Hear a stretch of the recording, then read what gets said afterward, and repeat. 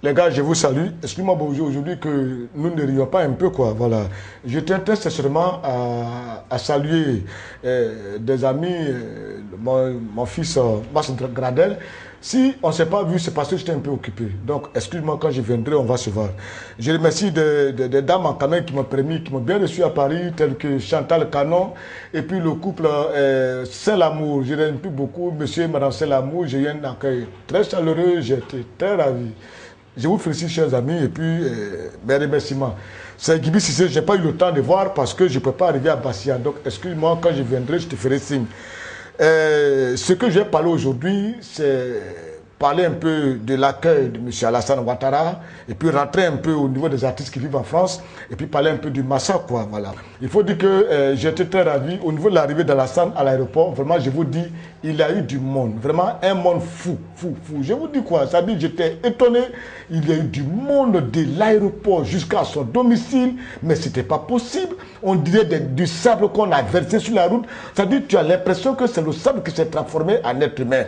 Mais bon, il faut dire que les journaux RDA et PDC disent que c'est le peuple qui est sorti. Mais moi, je vous dis la vérité, c'est les militants de RHDP qui sont sortis. C'est comme en sortant, quand Gbagbo était président, quand les militants du FPI sortaient, on dit le peuple est sorti. Oh, en fait, c'est pas ça. C'est-à-dire celui qui est au pouvoir, quand ces militants sortent, ils disent c'est le peuple. Sinon, c'est les militants de chaque parti qui sortent. Parce que je connais un doyen du FPI, à l'arrivée de Alassane, quand il a vu tout ce beau monde avec un cortège des motos comme ça, il a dormi à 18 h tellement que ça lui faisait mal. Parce que pour lui, Alassane ne doit pas avoir tout ce soutien-là. Et en tout cas, le retour d'Alassane, je suis très content parce que nous avons assez de problèmes, nous avons besoin de lui parce que c'est lui seul qui peut les régler, quoi. Voilà. Et mon président, bonne arrivée, plan rétablissement, bonne arrivée à nous deux. Et je suis parti à Paris. En tout cas, l'accueil de Paris a été très exceptionnel. J'ai été bien reçu. Le comité d'organisation envoyé par la RTI sur place, Mme Dachaga, Baba Imsel, tout le travail a été très propre. Et avec Yvan Prodo qui a organisé la cérémonie, c'était très propre. Et ça m'a permis quand même de rencontrer certains artistes. Et j'ai pu voir Savanala, j'ai rencontré Savanala, j'ai vu Billy, j'ai vu Vital, j'ai vu Andy Abi qui a gardé toujours sa forme, j'ai vu Frost, j'étais très content. J'ai vu le lead vocal de Surchoc, j'étais très émerveillé. J'ai vu Olivier Guédé. En fait, j'ai vu le Gotha des artistes ivoiriens qui vivent à Paris. Mais je ne peux pas leur demander autre chose. Ce que je peux leur demander, c'est, et puis quand vous êtes à Paris, si c'est pour vendre la culture ivoirienne, il faudrait que quand vous faites des prestations, qu'il y ait des blancs, c'est-à-dire des responsables, des grandes structures qui veulent vous assister afin de vous prendre. Mais ce n'est pas le cas. Ils sont à Paris, ils sont partout au nom de la musique, mais font autre chose pour vivre. Pourquoi cela? Parce qu'au niveau de leur pays, il y a une absence criarde vraiment du bien-être des artistes, quoi. Ça, je vous dis. Donc, je ne peux pas, où je suis assis, dire à quelqu'un qui vit à Paris, dire à des artistes qui sont à Paris, mais qu'est-ce que vous faites à Paris? Rentrez au pays. Je n'ai pas dit à Gaïf Célicien Kassi que je n'ai pas eu avoir le temps de rencontrer, de rentrer au pays. Si je leur dis ça, c'est comme je les aime pas. Parce que nous-mêmes qui sommes ici, nous avons assez de problèmes. Parce qu'ici, les situations des artistes, la situation des artistes sont très difficiles. Et pour preuve, regardez le massacre. La question que je me pose aujourd'hui est de savoir, est-ce que le ministère de la Culture est une structure purement autonome qui ne dépend pas du gouvernement? Parce que je ne peux pas concevoir que si ce ministère dépendait du gouvernement, et que chaque fois qu'il y a des actes qui sont posés, et qu'ils ne vont pas à l'épanouissement, vers l'épanouissement des artistes, et que le président de la République, qui est M. Alassane Ouattara, s'asseye et ne dit rien. Et je suis étonné pourquoi il ne dit rien. Ou bien il veut remercier les gars qui l'ont aidé à venir au pouvoir, mais nous avons à se payer cela, nous avons à se payer l'amateurisme de remerciement des gens, parce que pour remercier quelqu'un, on le met à un poste qu'en fait, il ne maîtrise pas. Et c'est ça. Badma Maurice, je n'ai rien contre lui, c'est un monsieur, c'est un écrivain. Quand je suis venu de mon exil de Lomé, il m'a reçu avec mon épouse, il m'a bien reçu. Mais je dis, il peut manquer des compétences, mais il faut qu'il y ait des bonnes personnes autour de lui pour donner beaucoup de conseils.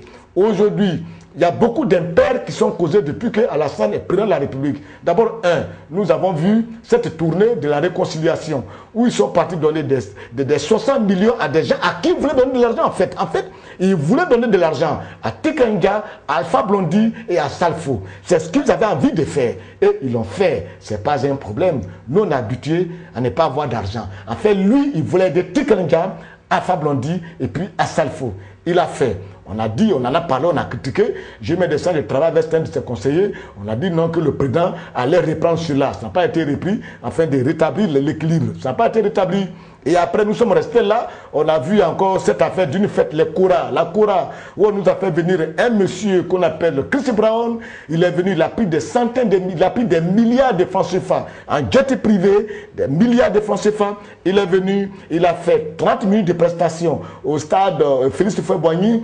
Et là, il devait partir à l'hôtel Ivoire où les gens l'attendaient. Déjà, on paye les tickets à 1 million de francs CFA pour l'assister. Il n'est pas passé, on l'a vu que sur écran géant. J'ai pris ça pour la foutaise pour mon pays et j'ai pris ça pour le non-respect des artistes de mon pays. Et ça, je ne suis pas du tout content. Et aujourd'hui, voilà le massacre qui se passe. Le massacre qui se passe, je vous dis, allez sur le terrain, vous allez constater, le massacre n'est pas suivi par les gens. Il a un désintérêt, personne n'est pas au massacre. Et je vous dis, la dernière fois, j'ai croisé un journaliste sur la fille qui m'a dit, mais qu'est-ce qui se passe? Et puis les gens ne viennent pas. Pardonnez, annoncez à la radio et la télé que c'est gratuit. Les gens vont venir. J'ai pris ça pour un choc, quoi. Il y a même un représentant du Burkina qui a dit que c'est de l'improvisation artistique, c'est de l'improvisation organisationnelle. Mais je ne peux pas concevoir. Pourquoi chaque fois qu'il y a des actes qui sont posés, on tire l'attention du chef de l'État et il ne réagit pas? Je veux savoir, ou bien il veut nous maintenir la pauvreté au détriment des artistes étrangers, j'aimerais le savoir. Parce que quand on prend un artiste comme Chris Brown, qui est payé à des milliards, et on permet de donner des miettes à des artistes ivoiriens, je me demande, est-ce qu'on veut assujettir les artistes ivoiriens au détriment des artistes étrangers? Je m'interroge. On a vu P-Square qui est venu avec un cachet de 60 millions de francs qu'il doit jouer, 60 millions de francs qu'il prend par rapport, et on permet de donner à 150, c'est-à-dire on donne des cachets, des miettes, en fait des cachets de foutaises à des artistes tels que Espoir 2000, tel que Fadadé, et moi-même qui vous parle, il y a quelqu'un, peut-être il était habité par un esprit malin, parce qu'en venant vers moi, avec ce nom d'esprit, il était vaincu au nom de Jésus.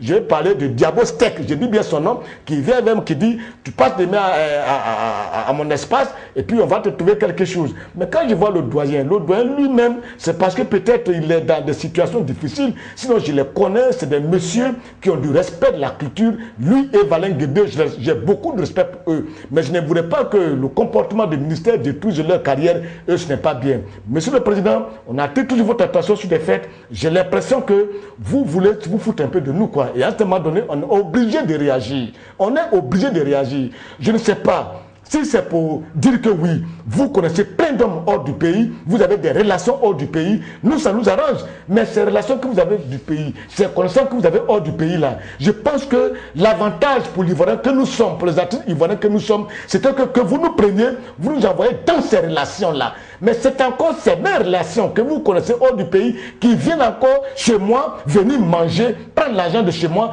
partir avec, et moi encore, je suis pauvre et rester pauvre. Alors, la question que je me pose, j'ai l'impression qu'on veut maintenir les riches plus riches et les pauvres très pauvres. Mais je ne peux pas le savoir, je ne peux pas le concevoir. Sinon, vraiment, chers amis, je ne peux pas comprendre. Comment on peut comprendre que le ministre de la Culture et de la francophonie de la Côte d'Ivoire soit PCA du Massa? Badama Maurice, ministre de la Culture, est PCA du Massa.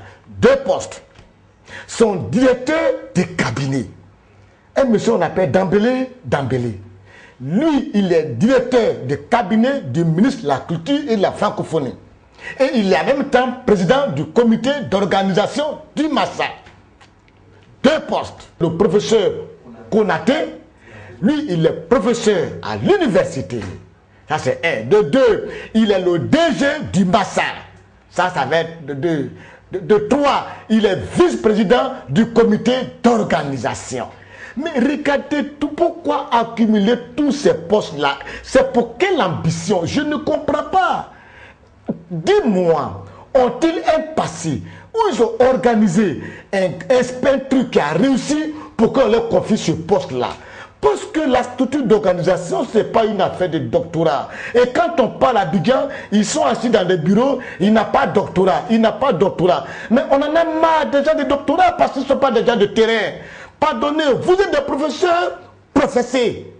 Hein? Vous êtes des ministres, ministrés. Vous êtes des directeurs de cabinet, cabinet. Et laissez le travail se faire.